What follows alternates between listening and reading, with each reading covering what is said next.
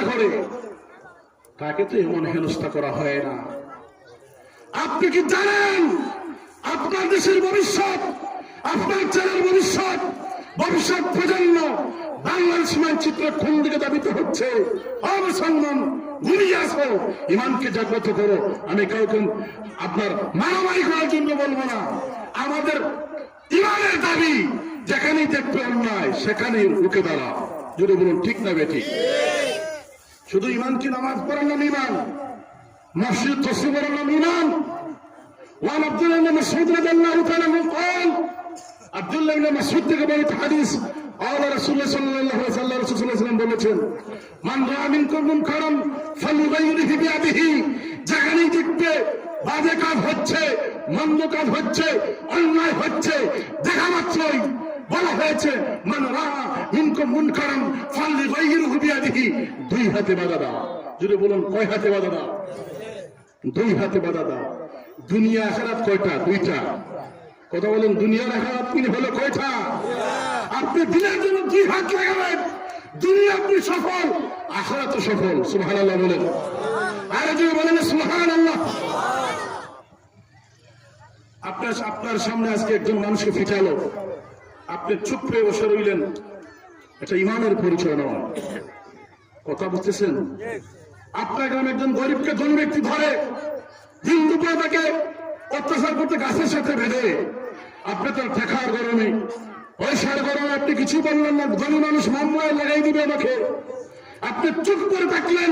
আপনি বোমা শয়তান, বোমা শয়তান, বোমা শয়তান দিয়ে বল ঠিক না বেঠিক? বন্ধুরা আমার, ইমানের স্তর হচ্ছে তিনটি। জুড়ে বলুন কয়টি? তিনটি। ইমানের স্তর কয়টি? তিনটি স্তর। একটি স্তর হলো বাজে কাজ দেখা মাত্রই আপনি প্রতিবাদ করবেন। আর ফাইল্লাম ইস্তাতুই, যদি সেই ক্ষমতা আপনার না থাকে, ফাবে লিসানহি, জিহ্বা দিয়ে বাধা দাও। কি দিয়ে? আপনার লাঠি নেই, জিহ্বা দিয়ে একটা মন্দ কাজ করতেছে, এটা ঠিক না। এটা হলো দ্বিতীয় স্তর ইমানের। কত? কয় নম্বর স্তর? প্রথম স্তর হাত দিয়ে বাধা দেওয়া, দ্বিতীয় নম্বর স্তর হলো জিহ্বা দিয়ে বেঁধে দেওয়া। তাও যদি না পারেন, ফাইল্লাম ইস্তাতুই ফাবিকলবিহি, অন্তর দিয়ে ঘৃণা করো।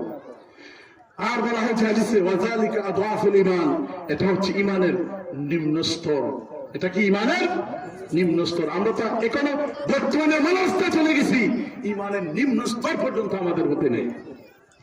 আমি সেই আলিম রফিকুল ইসলাম মাদানী ভাইকে দেখলাম, তাকে যখন আপনার শিকল পরাইয়া নুরুল যাচ্ছে, উনি কয়েকটা মার্ডার করছে। কথা বুঝতেছেন না?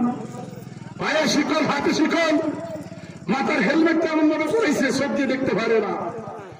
আজকে যারা আলিমুল আমাদেরকে এই কষ্ট দিচ্ছেন, শুনে রাখুন, নাস্তিকদের কারণে, কিছু নাস্তিক ব্লগারদের কারণে, যারা ইন্টারনেটে সবসময় হিন্দি বিরোধিতা করে ব্লগাররা, আর নাস্তিকরা এই দেশের কয়জন নাস্তিক আছে আমরা ভালো করে জানি।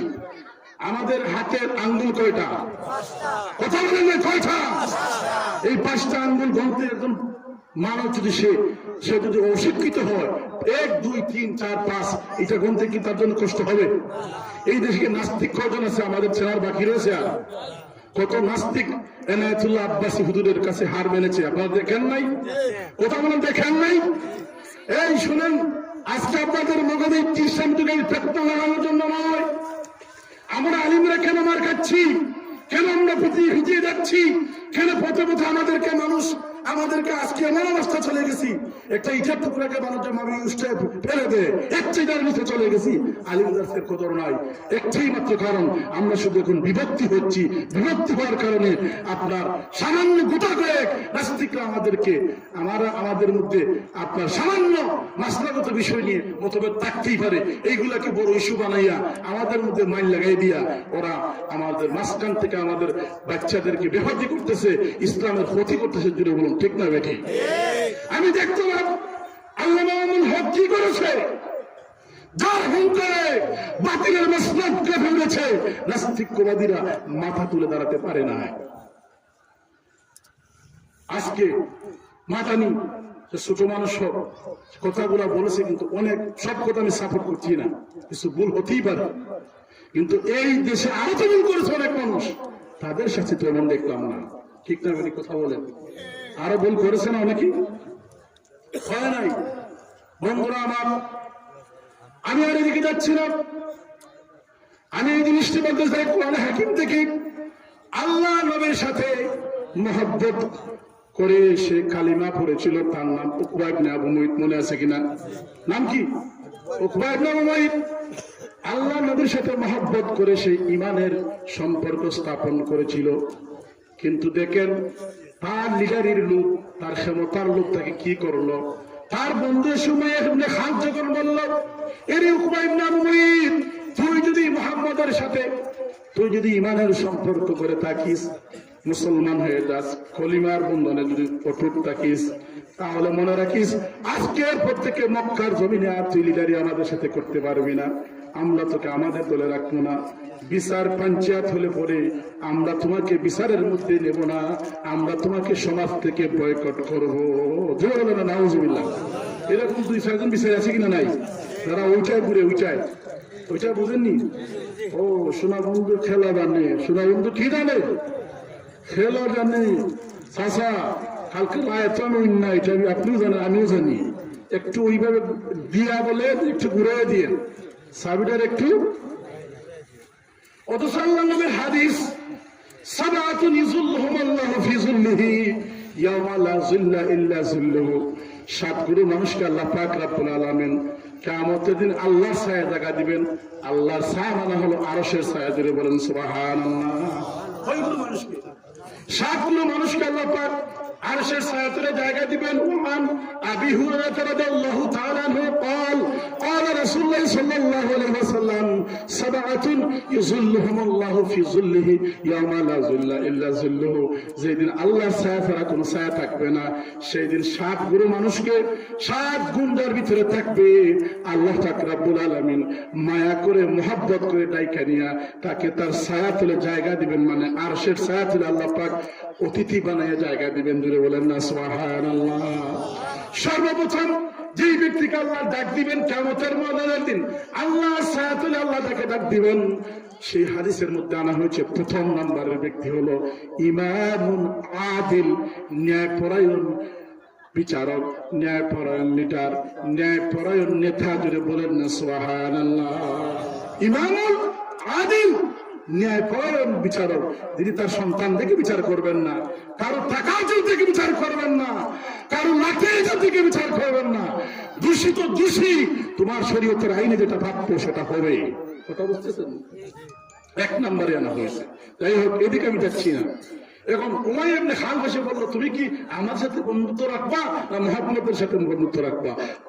মুহাম্মদের সাথে বন্ধুত্ব রাখো, রাখতে চাও, আমরা তোমাকে বাধা দেব না। তবে মনে রেখো আমাদের সাথে আর উঠা বসা চলাফেরা করতে পারবে। কথা বুঝতেছেন না? আমি আমার ওই যে কোন সূরা আয়াত তেলাওয়াত করেছি, সূরা ফুরকানের 27 নম্বর আয়াত থেকে এই ঘুরে আসতে যে শানে নজুল বলতেছি, শুধু শানে নজুল কেন নাযিল হলো এই আয়াতগুলা? তখন সে কি করলো? আপনার তার লিডারি চলে যাবে, তার লিডারিটা তার কাছে বড় হয়ে গেল, তার লিডারদের সাথে সম্পর্ক এটা নষ্ট হয়ে যাবে। আমাদের দেশে দেখবেন অনেক মানুষ নামাজ পড়ে, কিন্তু তার ওই যে সভাপতি হইতো, ওই দলের যদি সভাপতি হইতে পারে, ওই দলের যদি প্রচার সম্পাদক হইতে পারে, ওই দলের যদি কোন একটা কিছু হইতেই পারে, যে জানোস নিয়ে আমার ক্ষমতা আছে ওটা। কথাটা বুঝতেছেন না? আল্লাহ কোনো তাকিয়ে বলে সারা জ্ঞানী মানুষের জন্য ইশারা যথেষ্ট। যেটা বলুন ঠিক না? ঠিক। তো একটা যদি ভাইয়া যায়, আমার সাথে তো কি হয়েছে, আমি তো এমনি আছি, ইমান জায়গা হয়েছে, ইমান কি জায়গায় আছে? ইমান জায়গাতে নাই। আপনি কার সাথে সম্পর্ক করতেছেন? উকবা ইবনে আবু মুইত বলল, যদি তুমি মুহাম্মদের কালিমাকে ফিরে দিতে পারো, মুহাম্মদের কালিমাকে আবার ছুঁড়ে মারতে পারো, তাইলে শুনে রাখো আমরা তোমাকে আবার আমাদের খুলে নেব, আবার আমাদের নেতা হিসাবে আমাদের কাছে রাখবো। যেভাবে ভালোবাসতাম ঠিক সেইভাবেই ভালোবাসবো। সত্য হলো শুধু কালিমা ফিরে দিলে হবে না। উকবা ইবনে আবু মুইত বলল, পরে উকবা ইবনে আবু মুইতকে উমাইয়া ইবনে খালদ বলল, পরে উমাইয়া ইবনে খালদ উকবা ইবনে আবু মুইতকে বলল, ওরে উকবা ইবনে আবু মুইত, আমার আলোচনা আমি শেষ করে দিচ্ছি। আলোচনার শেষ দিকেই আমি চলে এসেছি। বন্ধুরা আমার 8 মিনিটের ভিতরে আমার আলোচনা ইনশাআল্লাহ শেষ করে দেব। উকবা ইবনে আবু মুইত কথা মনে আছে? তাকে পরামর্শ দিচ্ছে উমাইর ইবনে খালদ, যাও মুহাম্মদের কালিমাকে ফিরে দিয়ে আসো। আর শুধু ফিরে দিয়ে আসলে হবে না, মুহাম্মদের যে কালিমার পরে তুমি মুসলমান হয়েছো, মুমিন দাবি করতেছো বা মুমিন হয়েছো, সেই মুহাম্মদের গালে তোমাকে থুতু মারতে হবে। নাউজুবিল্লাহ বলেন। কার গালে থুতু মারবে? কথা বলেন না, নাউজুবিল্লাহ বলবেন না। সেই মুহাম্মদের গালে থুতু মেরে তোমাকে আসতে হবে।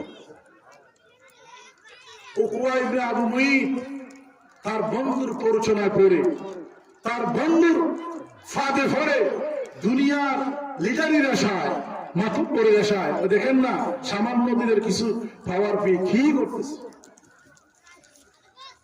আল্লাহু আকবার। আল্লাহ, এই মহব্বত দুনিয়ার সামান্য লিডারির আশা। সে বলল ঠিক আছে আমি রাজি। চলে গেল, আবার নবীর কাছে আসলো দৌড়াইয়া। আমার নবী সে আসার পরে তার দিকে নবীর নুরানি চেহারা আনোয়ার একটু ভালোবাসা সে আগে দিলেন, কারণ সে তো মুসলমান। সুবহানাল্লাহ বলেন। এবার উকবা ইবনে আবু মুঈত, আমার প্রিয় নবী, দুজাহানের বাদশা নবী, যে নবীর শরীর মোবারকের মধ্যে মশামাছি জীবনে বসে নাই। সুবহানাল্লাহ বলেন না। আমার আপনার নবী এমন নবী, যে নবী দেখুন আরবের বালুচর দিয়ে যাইতেন, আরবের বালুচরের বালুগুলো আমার নবীর কদমের মধ্যে চুমু দিয়া ধরে রাখতো। সুবহানাল্লাহ বলেন। আমার নবী দেখতেই বলতেন, ইরে বালু, তুই কেন আমার পায়ের চামড়ার মধ্যে চুম্বন দিয়ে ধরে আসি?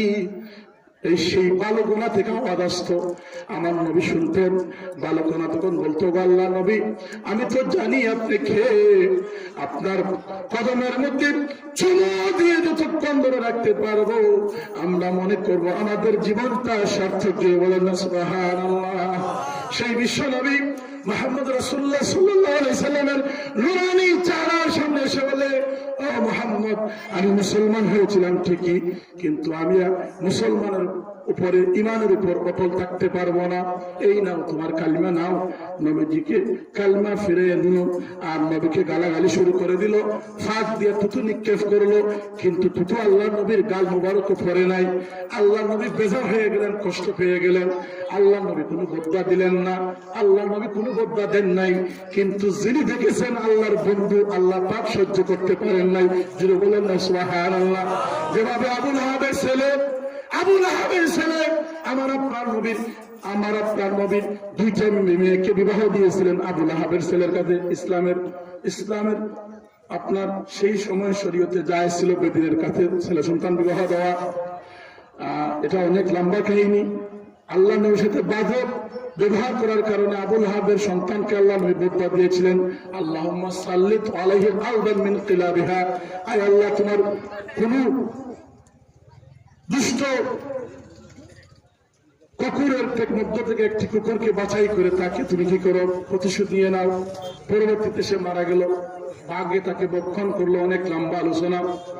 ঠিক সেইভাবে আল্লাহ নবীর সামনে যখন শেষে থুতু মারলো, থুতু যদিও পড়ে নাই, নবী কষ্ট পেলেন, আল্লাহ নবী বদয়া দেন নাই। কিন্তু আল্লাহ পাক রব্বুল আলামিন সহ্য করতে পারেন নাই।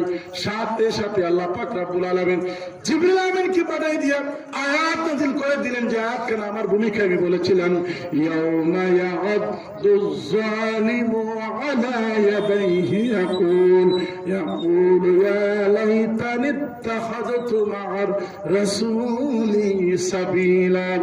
জালিম ব্যক্তি সেই দিন তার নিজের হাত কামড়াবে আর বলবে, হায় রে হায়, আমি কেন জুলুম করলাম। এই জালিম মানা বলা হয়েছে উকবা ইবনে আবু মুঈতের জন্য। এই আয়াতটা শুধু সীমাবদ্ধ উকবা ইবনে আবু মুঈতের জন্য নয়, যত ব্যক্তি এইভাবে মানুষের উপর জুলমিয়ত করবে, জুলুম করবে, সমস্ত মানুষ এইভাবে উকবা ইবনে আবু মুঈতের মতো নিজের হাত কামড়াইয়ে উঠবে। জুড়ে বলেন নাউজুবিল্লাহ। সেই দিন উকবা ইবনে আবু মুঈত বলবে, আল্লাহ আগেই কোরআন শরীফে বলে ফেলছেন, সেই দিন বলবেন, ইয়াকুলু ইয়া লাইতানি ইত্তাখাযতু মা'আর রাসূলি সাবিলা। হায় রে হায়, কেন আমি মুহাম্মদের তত্ত্ব অনুসরণ করি নাই, কেন আমি মুহাম্মদের সাথে থাকি নাই। আজকে যদি দুনিয়ায় যদি আমি মুহাম্মদের সাথে থাকতাম, আজকে আমাকে নিজের হাত কামড়াইয়া জালিম হয়ে কিয়ামতের ময়দানে উঠতে হতো না। সে আফসোস করবে, হায় রে হায়, কেন আমি এই করলাম। সে আরো বলবে, ইয়াকুলু ইয়া লাইতানি ইত্তাখাযতু মা'আর রাসূলি সাবিলা, ইয়া ওয়াইলাতা লাইতানি ইয়া ওয়াইলাতা লাইতানি লাম আত্তাখিজ ফুলালান খালিলা। হায় হায়, আমি তো মুমিন হয়ে গিয়েছিলাম, কিন্তু আমার অমুক ব্যক্তি মানে তার বন্ধু উমাইয়া ইবনে খালফের কথা বলা হয়েছে। হায় হায়, অমুক বন্ধু এসে তো আমাকে নষ্ট করে দিল। আমি যদি তার সাল্লাহ না নিতাম, আমি যদি তার কুপরামর্শ না নিতাম, সামান্য লিডারের আশায়, সামান্য দুনিয়ার সামান্য বিচারি হওয়ার আশায় যদি আমি উমাইয়া ইবনে খালফের কুপরামর্শের মধ্যে ফানা বাড়াইতাম, তাহলে তো আমি এমন হইতাম না। হায় রে হায়, আজকের এই পরিণতি আমার হইতো না। আমি যদি তার পরামর্শ না নিতাম, আজকে আমি জালিম হয়ে এইভাবে উঠতাম না। লাকাদ আদাল্লানি আন যিকরি, আমার কাছে তো হক এসে গিয়েছিল, হেদায়েত এসে গিয়েছিল, আমি তো হেদায়েতের অধিকারী হয়ে গিয়েছিলাম। লাকাদ আদাল্লানি আন যিকরি বাদা ইয জাআনি, কিন্তু পরে আমি লাকাদ আদাল্লানি গুমরাহ হয়ে গেলাম, অবশ্যই আমি গুমরাহ হয়ে গেলাম। আন যিকরি বাদা ইয জাআনি, আমার কাছে হেদায়েত আসার পরে আমি আবার গুমরাহ হয়ে গেলাম। কেন গুমরাহ হলাম? আফসোস করবে সেই দিন উকবা ইবনে আবু মুয়ত, হাজার আফসোস করবে সেই দিন। আর কোন কাজে আসবে কি জুড়ে বলুন? আসবে না। এজন্য আল্লাহ পাক রব্বুল আলামিন বলেন, ওয়া কানা শাইতানু লিল ইনসানি খাযুলা, নিশ্চয় শয়তান মানুষের জন্য সবচেয়ে বড় প্রতারক। শয়তান কি? সবচেয়ে বড় প্রতারক। আজকে আমার শেষের দিকে একটা কথা বলে দিতে চাই। এই আলোচনা কেন তুললাম? প্রতারক মানুষের ঢুকায় পড়ে তাদের সাথী হয়ে ইমামকে নষ্ট করে দুই দিনের লিডারে টিকে রাখার জন্য ইমাম পিকে দিয়া আইন আমাদের বিরুদ্ধে অবস্থান নেবেন। সেই দিন উকবা ইবনে আবু মুয়তের সাথে তাদের হাসর হবে, জালিমদের কাতারে তাদের নাম লেখা হবে, ঠিক জালিমের সাথে তারা হাসরের মাঠে উঠবে। জিরো বলুন ঠিক না বেঠি? আমরা কি জালিমের সাথে হাসরের মাঠে উঠতে চাই? জালিমের সাথে হাসরের মাঠে উঠতে চাই? আমরা কাদের সাথে হাসরের মাঠে উঠতে চাই? নবী ওলিদের সাথে, উলামায়ে কেরামদের সাথে। জিরো বলুন ঠিক না বেঠি? উলামায়ে কেরামদের সাথে আমরা হাসরের ময়দানে উঠতে চাই, তাদের সাথী হয়ে। আমার বক্তব্য দীর্ঘায়িত করতে যাচ্ছি না, এত সময় কম। সংক্ষিপ্ত একটি মোনাজাত করব। মাহফিল কমিটি আমাকে একটা অনুরোধ করেছেন, যদি কোনো কারণে আমাদের কোনো অতিথি আসতে বিলম্ব হয় বা অতিথি না আসেন, সময় থাকলে আপনাকে আমরা দ্বিতীয়বার আবার আনতে পারি। কথা বুঝছেন না? আমি এই গ্রাম কামারিদের গ্রাম বলি, তা আমিও কথা দিচ্ছি, ঠিক আছে, এটা আমি আমার এই বরত্তর আর গ্রাম শিলাউরা বেশি দূরই না। সুতরাং আপনারা আমার নিজের মানুষ, জয়বার মানুষে ছিলেন, কোনো সমস্যা নেই, আলহামদুলিল্লাহ বলেন। এই শুধু আপনাদের জন্য, অন্য বেলা না। আর যদি সুযোগ হয় অবশ্যই আসবেন, অথবা আমার জন্য দোয়া করবেন। আল্লাহ জাল্লা শানহু আম্মা নাওয়ালহু আমাদের সবার ইমানকে যেন সঠিক রেখে আখিরাতের পাথর জোগাড় করে কবরে যাওয়ার তৌফিক দান করে। আমরা সবাই বলি আমিন। ওয়া আখিরু দাওয়ানা আনিল হামদুলিল্লাহি রাব্বিল আলামিন। আল্লাহুম্মা আমিন। রব্বানা আতিনা ফিদ দুনিয়া হাসানাতাও ওয়া ফিল আখিরাতি হাসানাতাও ওয়া কিনা আযাবান নার। আল্লাহুম্মা রাব্বির হামহুমা কামা রাব্বায়ানি সগীরা। আয় আল্লাহ, আমি গুনাহগার, যা কিছু আলোচনা করেছি অনেক ভুল বিয়াদবি হয়েছে, তোমার হাবিবের ওয়াস্তে মাফ করে দাও। সঠিক যা কিছু বলেছি আল্লাহ, আমাকে এবং তোমার মায়ের বান্দা বান্দীদেরকে আমল করার তৌফিক দান করে দাও। আল্লাহ, হক কথাগুলো সবসময় বলার চেষ্টা করি, হকের উপর থাকার আমাদের সবাইকে তৌফিক দান করে দাও। আল্লাহ, মৃত্যুর সময় আমাদেরকে ঈমান নিয়ে কবর যাওয়ার তৌফিক দান করে দিও। আমিন বিরহমাতিকা ইয়া আরহামার রাহিমিন। আসসালামু আলাইকুম ওয়া রাহমাতুল্লাহ।